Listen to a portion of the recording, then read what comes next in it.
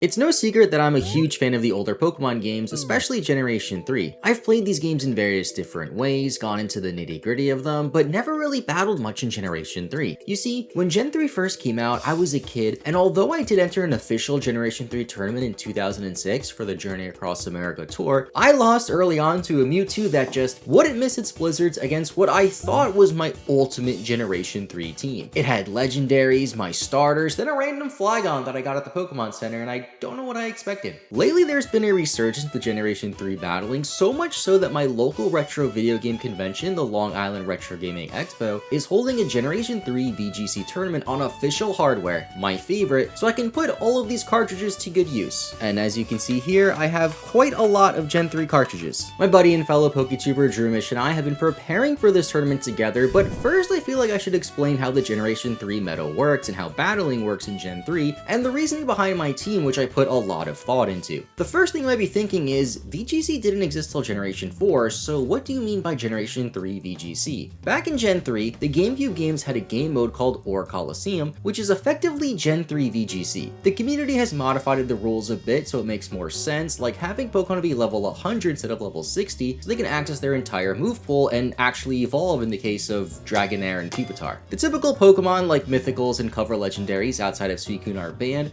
as well as the Soul Dew item to nerf Latios and Latios, an item that increases their special attack stat and special defense stat by 50%. Except the Lati twins aren't exactly nerfed by this, and they are arguably the best Pokemon in Gen 3 VGC. Mosquito, the judge and organizer of the tournament, also held a similar tournament at NAIC this year, and looking at the top 8 teams, every single one of them had either Latios or Latias. They're very similar, so you won't see teams with both, but their high speed stat of 110, wide move pool, and versatility have them fit into any Generation 3 team. An added bonus of the Lati twins are their ability, Levitate. Since Orre Colosseum consists of double battles, with each trainer bringing 4 of their 6 Pokemon in their party, spread moves like Earthquake are huge, and having a Pokemon immune to Earthquake on your side is a great option so you can just hit your opponent and not hit your own Pokemon with Earthquake. One of the best Earthquake users in Gen 3 is Metagross. Steel type is fantastic in Generation 3, as it also resists Ghost and Dark in this generation, meaning Metagross is really only weak to Fire and Ground, with Fire types being pretty uncommon, but more on that later. The key reason why Metagross is so good is because of Explosion. The Generation 3 doubles meta is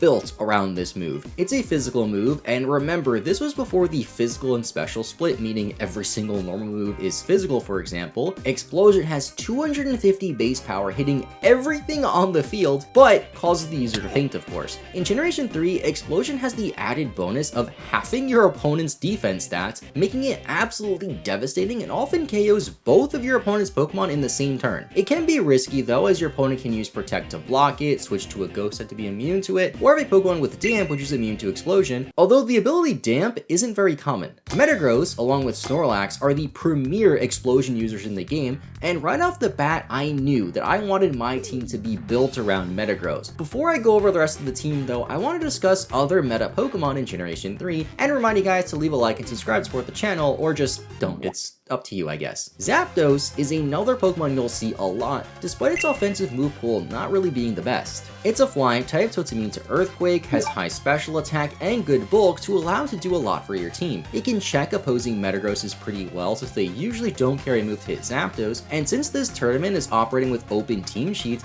it makes bringing Zapdos a lot safer since I'll know exactly what moves my opponent has. Aside from the 5 Pokemon mentioned, the other big threats are Starmie, due to its offensive coverage and high speeds, outspeed the Lati twins, Tauros, which fell from grace from Generation 1 a little bit where it was dominant, but has the Intimidate ability and a good speed stat, Swampert for its ability to check Metagross and only being weak to grass, Marowak, strangely enough, for its Lightning Rod ability, which worked a bit differently in Generation 3, but can be taken advantage of during team building by pairing it with Gyarados, along with its signature Thick Club item to boost its attack, Hariyama or Medicham for Fake Out and high attack, Shedinja because of its ability Wonder Guard, making it immune to non-super effective hits, and with its weaknesses being uncommon, it can steal games, as well as Raikou for its speed and good special attack. Similar to Zapdos, its moveset isn't super wide, but can also abuse Hidden Power, which is a 70 base power move in Generation 3, and it's either physical or special depending on which type you pick your Hidden Power to be. There's some other threats that are a bit less common, like Arcanine Mind for Intimidate and a fire move from Metagross, Tyranitar for Sandstream and Explosion, Aerodactyl for being super fast, and Gengar, which is the second Pokemon I decided to add to my team. Gengar pairs super well with Metagross since it has the Levitate ability while also being immune to Explosion being a ghost type. It has good coverage, although both of its stab moves are physical in Gen 3, meaning no Shadow Ball and no Poison move, although Poison moves in Gen 3 didn't really do a whole lot. Gengar's speed and synergy with Metagross make it fantastic in Generation 3, and these are two Pokemon that will definitely be on my team. We just have to fill out the remaining 4 Pokemon. I want my team to be unique. I don't want to use a Lottie and want to avoid using a team full of just the top 10 Pokemon or so. Here's the first draft of my team, which is a bit too crazy. First was a Choice Band in Metagross to boost its attack at the expense of only being able to go for a single move. Next was Gengar with the Bright Powder since you can't repeat items Generation 3, and also Gen 3 doesn't really have that many good held items. Those 2 sets were the same sets used by the winning team at NAIC. Then I got a bit crazy for the next 4. I went with Aerodactyl to one-shot Zapdos and outspeed the Lottie twins, Kangaskhan as a faster fake-out user as many fake-out users are slow with the Salic Berry. Generation 3 has some different mechanics than modern Pokemon, and when it comes to berries, they're used at the end of the turn rather than being used as soon as they're usable, which makes some berries a bit worse, and it's important to keep in mind as you can play around healing berries like this by double targeting a Pokemon. I then had a Swampert to mainly check Zapdos as well as Metagross, and I also feel like Swampert can be a huge threat only being weak to grass, with there not really being a great grass type Pokemon or even grass type moves outside of Hidden Power Grass. Then the last Pokemon was a Pokemon that really caught my eye and actually has a pretty solid place in Orre Colosseum. It's not Zapdos, but its brother, Moltres. My set was a bit jank, but being able to outspeed and one-shot a Metagross was huge, although it's weak to Zapdos and countered by Swampert and Gengar a little bit, which really isn't great. You might have also noticed that my main philosophy with this team was to counter the big threats, mainly Metagross, Zapdos, and the Lottie twins, as I'm betting that most teams, if not all, will have at least 2 of those 3 Pokemon on it, and probably be built around a core of those Pokemon. I then tested this team out against Drumish, and Drumish's teams weren't conventional to say the least. They used a Glalie at points because it had Explosion and Inner Focus to be immune to Fake Out, a Grumpig for some reason, and it started to become really clear to me that I over-prepared for a few specific meta Pokemon rather than just focusing on a good team that synergizes well against any team, with some lenience towards the big meta threats, as if I face a team like Drumish's, I'm just gonna lose. So I went back to the drawing board, or whiteboard. I definitely want to keep Metagross and Gengar, but was unsure about their sets, especially Metagross with the Choice Band, as I don't really like being locked into a single move. I want to try a bulkier Metagross variant with leftovers and test a few Pokemon to counter the meta. And surprisingly, the Pokemon I came across that looked good to counter the meta was Jynx. This might seem like a meme pick, but Jynx has a lot of really good qualities in Generation 3. It's pretty fast, has Stab Ice Beam for the Lottie twins and Zapdos, and also has Lovely Kiss to abuse the sleep mechanic as being one of the more accurate sleep moves. Sleep Clause is in effect though, so we can only put a single Pokemon to sleep at a time, but landing a sleep at the right time could just win you the game. It unfortunately gets countered hard by Metagross, and Gengar gives it a tough time with Fire Punch, but I started to really like it. Jynx even gets Fake Out for some reason, which is a move I really want to utilize. With our team being 3 Pokemon now, I realized that I needed to adopt more of a meta philosophy. While Jynx does have Fake Out, it's not something I want to lead with too often, and keep it in the back to clean up things like Zapdos or Lottie, or get a cheeky Lovely Kiss to put something to sleep. So I wanted a more traditional Fake Out user over Kangaskhan, and I also really like the idea of having 2 Fake Out Pokemon. There's really only 2 options for that though, being Medicham and Hariyama, the 2 best Fake Out users in Generation 3. Medicham is a great option, but I feel like my team was lacking in the defense department, so I went with the bulkier option in Hariyama. It has Thick Fat to help with ice and fire type moves, Brick Break to break screens and hit Snorlaxes or Tauros, then Hidden Power Ghost to catch a Lottie off guard, KO a Shedinja, and not be completely walled by Gengar. Helping Hand to add utility and boost the damage done by my partner. Helping Hand has priority and pairs great with a faster Pokemon like Gengar or Jynx, or can just be used for a giant explosion on Metagross. Next, I knew I needed another big threat that can do decent into any other Pokemon, so enter Zapdos. Its pressure ability is nice to lower my enemy's PP while also boasting a strong special attack stat, Thunder Wave for speed control, Detect to pair with Metagross's Explosion, as well as Hidden Power Grass. While building this team, I was terrified of Swampert. It's not a super common Pokemon, but I'm sure there'll be at least a few teams with Swampert in the room, and I needed something to hit it super effectively and just deal with it. I heavily considered replacing Zapdos for Dragonite even, because I didn't want to just use a cookie cutter Gen 3 team, but every Dragonite set I came up with was just a worse version of Zapdos. The only real benefit Dragonite had over Zapdos was it got Icy Wind to lower speed and also being a spread move, which was nice, but it's also 4 times weak to Ice, which is a very common coverage move in the Gen 3 meta. Then finally, Drumish and I found a Pokemon that's pretty underused in Orre Colosseum, but on paper, looks fantastic. Houndoom, coincidentally a Pokemon that I talk about all the time. Dark and Fire hit many of the top Pokemon for super effective damage, and Houndoom gets stabbed with both Flamethrower and Crunch, which is special in Generation 3. It has 95 speed, which is good, and Early Bird has its ability to help deal with sleep a little bit better. I can give it Will-O-Wisp to deal with some physical Pokemon like Metagross or Snorlax, and Marowak even a bit better. Then my last move is undecided. I can go Protect to get around Earthquakes, or maybe Hidden Power Grass so I have another Swampert answer. I'm actually still undecided as to which move I'm going to go for, so I guess before the tournament I'll just figure it out when filling out my team sheet. I put a lot of thought into this team, and testing was rather limited since there really wasn't an easy way to test this meta outside of just playing against Drumish, and let's see how far we can make it in this event. I honestly have no idea what to expect as well. I think some people might just join on a win with whatever Pokemon team they have in their game, as the Long Island Retro Gaming Expo also hosts various other Pokemon events which we'll showcase later on in this video, and some people might enter this tournament with teams provided by the organizer Mosquito, and then I expect at least a few hardcore Generation 3 players that can probably just stop me in their sleep.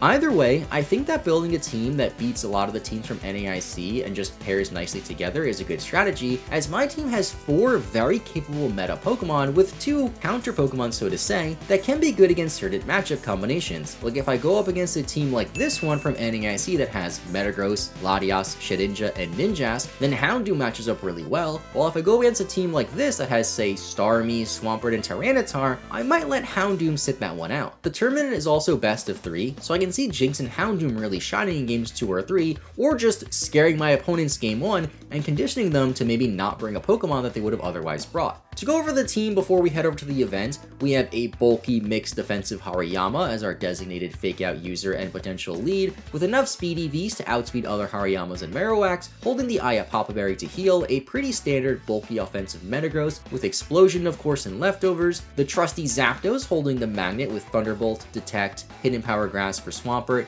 and Thorn Away for speed control, Gengar holding the Bright Power to cause some cheese, making my opponent to miss some moves maybe, with some good coverage moves and Explosion. Then our 2 wild cards starting with Jinx, Timid Nature to be as fast as possible, holding the Never Melt Ice, to ensure Ice Beam knocks out threats like Zapdos, the Lati Twins, or some lesser threats like Salamence, which we might see, with Psychic and Fake Out because why not, as well as Lovely Kiss in case we're in a pinch. Then my trusty Houndoom holding the Charcoal to help Flamethrower knock out opposing Metagrosses, Crunch for the Lati Twins which have a hard time dealing with Houndoom being a dark type, Will-O-Wisp to hit physical threats, then either Protect or Hidden Power Grass to have another out for Swampert, as if I sat down against this team and had Swampert on my team, I would definitely want to bring it. Now it's time to head on over to the convention where we'll be participating in a few other cool retro events, so I'll see you over there. I went over to the convention on Friday mainly to meet up with some people in the PokeLab who were not only running the tournament but also had a lot of cool other retro Pokemon events. First I got a shiny Entei from an old Gen 4 event because Eric, who was also running some of the events at the PokeLab, had a ton of old event cartridges which were the official ones used by Nintendo over a decade ago and in some cases 15 plus years ago. While doing that I was also talking to Hawkhead, a Generation 3 player, and showed him my team and see what he thought about it. Checks out. Pretty standard so far. Okay. You know, nothing too crazy. Yeah. Of course. Okay. Yep. I had to use Gengar. Okay. Respect. And that's a good Pokemon. That is a good Pokemon. I was playing and I'm like, why does nobody use this? On Saturday before the tournament, they had a Black and White 2 FunFest meetup planned, but before that, I was talking to Alfu, who showed me something else in Black and White 2 that I didn't even know was in the game. You need 2 people with eggs, and you play this weird minigame that's in 3D and has pretty good graphics for the DS. You bounce your eggs around, and then if you land on the pink part, you get a berry, and you can also trade eggs with the other person this way. That was another thing I really enjoyed about LI Retro, was just seeing other Pokemon fans get excited about these niche things you can find in Pokemon games and only do in person with other people, and this convention was perfect for that. Then the next day I went back to the con with Droomish, and Mosquito helped me get a Celebi from the Japanese version of Pokemon Colosseum into my copy of Fire Red, the same copy I plan on 100%ing. That'll take a while because I plan on doing far more than just completing the decks in that game. I also got a Mew in yellow version from Eric, just like the event they ran in the 90s, making this the most legit way to get Mew in my opinion, unless you count glitches as more legit. Then we went on to the FunFest meetup, and I plan on making a short about that, but basically we tried to get a medal in Black and White 2 that required at least 30 people to even attempt. I managed to get the medal last year, but still participated in a few of the attempts to help others get it, and possibly beat the record, although the record was pretty far out of our reach. The egg we got from Alpha yesterday then hatched since I forgot to put it in the PC, and look at that, it's a Gligar. The funny thing about this egg is that if it displays as shiny to the player, it's actually not shiny, but if you get a non-shiny one, you can trade it over to the original trainer, and it can be shiny because of the weird way the egg mechanics work with being traded. Later on, right before the tournament, Eric helped me get the Aura ticket and Mystic ticket in Fire Red, which were the last two events that I needed, and now it's time for the tournament. We had 19 players, which was a solid turnout. Then Mosquito went on to explain how the event would work. Before we start, I just have quite a few administrative things to go over. We are playing Swiss rounds. This means that you will have an opportunity to play every single round of the Swiss version. Whether you win or lose, you get to play on the next one, and you'll keep pairing against other players until the Swiss portion is done. The top 8 players from the Swiss portion will make a single elimination top 5 bracket, and then that will be, if you lose, then you're eliminated. But if you do not make the top 8, you'll be done for the day. That is the structure, and we're going to be doing best of 1 open team sheets. Open team sheets means that you will get to see your opponent's moves, their Pokemon, their held items, their hidden power types. All of these are brand open. This is following current VGC tournament rules. You have to look at your opponent's team sheet, see their 6 Pokemon, only bring 4 of them, and then bring them to the Colosseum and then battle your opponent. If you accidentally bring 6 Pokemon, you're going to have to restart the battle. Now, unfortunately due to time constraints, Swiss rounds were best of 1 instead of best of 3. This messed up my strategy a little bit, but I blame the NHL 93 tournament that was held before us that ran a bit late. Are you ready for the tournament? Oh yeah, I'm so ready. You got your team ready? Yeah. Do you wanna tell me what you're running? I mean, I have all the classics. I have Metagross and Okay. Gengar, and I have like a pretty meta team, but every one of the Pokemon is from Project Voltage Miku crossover. Oh yes, I remember now. Yeah. So I have some weirdos. Like I have an Ampharos. I'm pretty excited about that. Ampharos. But then I got the staples. I have Latios. Okay. But I'm excited. That's why I came. One of the big reasons.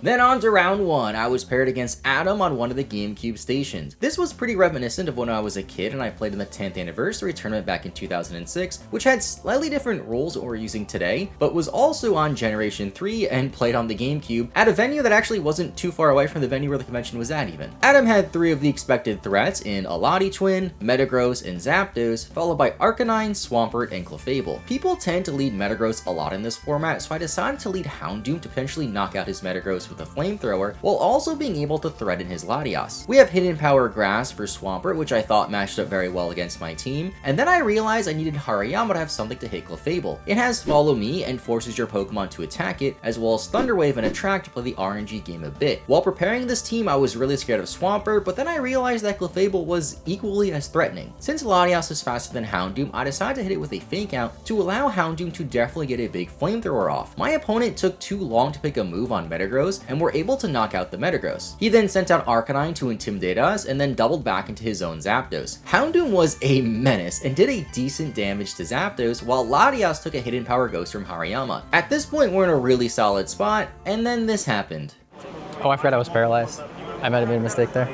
I tried to Helping Hand boost my Houndoom from Hariyama, which was paralyzed and swaggered, so we of course hit ourselves in confusion, and at this point I realized that since I knew my opponent's last 3 Pokemon, I can switch to Gengar with my Bright Powder to try to make them miss some moves as well. He paralyzed my Hariyama, but we break through to knock out Latios. He then went back into his own Arcanine for a second Intimidate on our Hariyama, but Gengar was strong enough to do good damage to Arcanine and skillfully dodge a couple of overheats thanks to Bright Powder, and we get some more Bright Powder luck as Gengar is able to clean up the rest of his team, putting us to 1-0 in the event without us even having to use our 4th Pokemon. Round 2 we're on the GameCube stations again, and this time against Eliana. Their team is very similar to my last opponent, just with the opposite Lottie and Hariyama over Swampert. I thought we had a better matchup this time around compared to the previous round because of the lack of Swampert, so I decided on a similar strategy this round with Houndoom and Hariyama to lead again, then Gengar in the back paired with Zapdos instead of Metagross for speed control, since we don't have to worry about Thunderbolt hitting a ground type due to the lack of Swampert. They led with Clefable and Latios on my Houndoom and Hariyama. Clefable went for Follow Me, and I realized how much of an issue this was for my team. It meant Latios was free to do big damage to my team, forcing us to hit the Clefable and not the Latios, but at least it couldn't hit Houndoom all that hard. Hariyama went down very early on, so I went to Gengar, which was another mistake. I should have went to Zapdos, try to paralyze the Clefable that was giving me so much trouble spamming Follow Me,